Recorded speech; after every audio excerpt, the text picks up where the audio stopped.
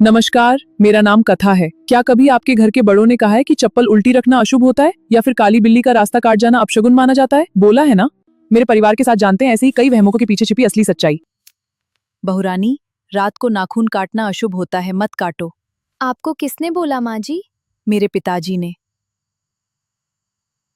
आइए जानते हैं मम्मी जी के पिताजी ने ऐसा क्यों कहा होगा। बेटा, आज के बाद कभी रात में नाखून मत काटना। रात में नाखून काटना बहुत अशुभ होता है।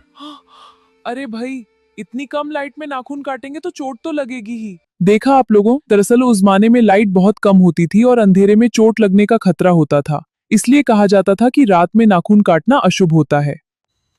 बहू रुक, काली बिल्ली रास्ता काट गई है। ये अशुभ संकेत होता है।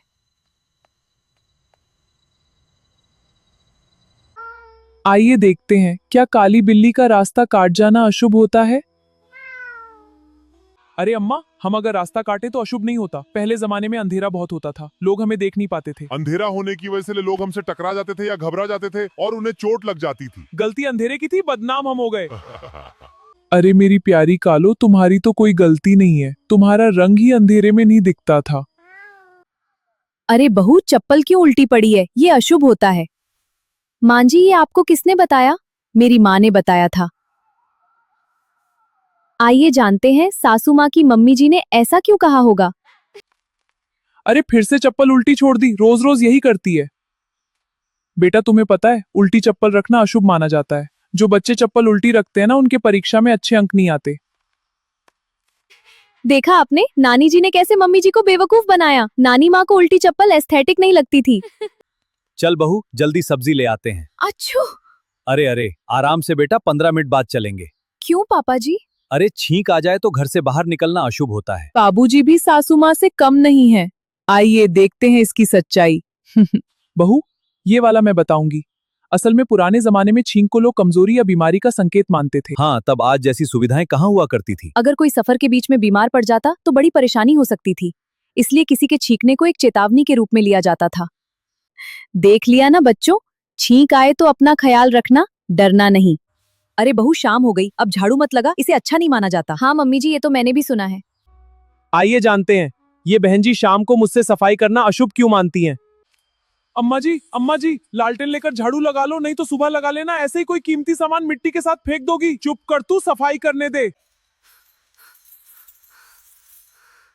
हे भगवान, मेरी सोने की बाली कहाँ गई? लगता है कल झाड़ू मारते वक्त कूड़े के साथ बाहर फेंक दी। यही शाम को झाड़ू लगाना अशुभ होता है। वाह अम्मा जी, अब मैं अशुभ हो गया। लापरवाही खुद की और बदनामी मेरी, देख लिया बहन जी। अरे हाँ हाँ, चलो सफाई करें। अरे पहले लाइट जला लेना, फिर मत बोलना। भाभी, ये तरबूज के बीज क्यों खा रही हो? क्यों, क्या हुआ? अरे पेट में पेड़ उग जाएगा। है, पेट में पेड़?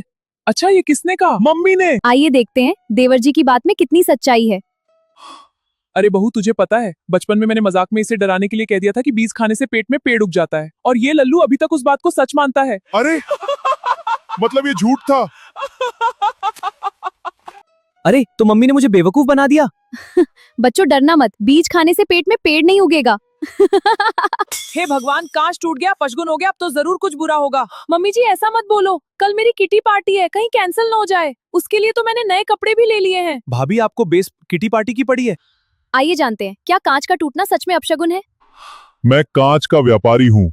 दरअसल पहले जमाने में कांच बहुत महंगा होता था और उसके टूटने पर किसी को चोट भी लग सकती थी। इसीलिए लोगों को सावधान करने के लिए हमारे बड़ों ने ऐसी बातें फैला दी। इसलिए डरिए मत, यह कोई अपशगुन नहीं है। कांच महंगा होता था, लापरवाह बच्चों को सावधान करने के लिए ये अफवाह बनाई गई थी। जैसे कि मेरी बहू, मैं। अरे देवरानी जी, पहले कम कलेश करती हो क्या, जो अब खाली कैंची चला दी? अब तो पक्का घर में लड़ाई होगी। मैं कब कलेश करती हूँ दीदी? अरे लड़ो मत तुम दोनों। आइए जानते हैं भाभी की बात में कितनी सच। अरे बहुओं, पहले के जमाने में कैंची बहुत महंगी आती थी, उसे खाली चलाने से उसकी धार खराब हो जाती थी, इसलिए बड़े बुजुर्ग ऐसी बातें कहते थे ताकि लोग कैंची बेवजह न चलाएं। मतलब घर में लड़ाई नहीं होगी? नहीं, लड़ाई तो तुम दोनों खुद ही कर लेती चाहिए। हाँ, जब घर में लड़ाई करने के लिए लोग पहले से हो तो कैंची की क्या गलती।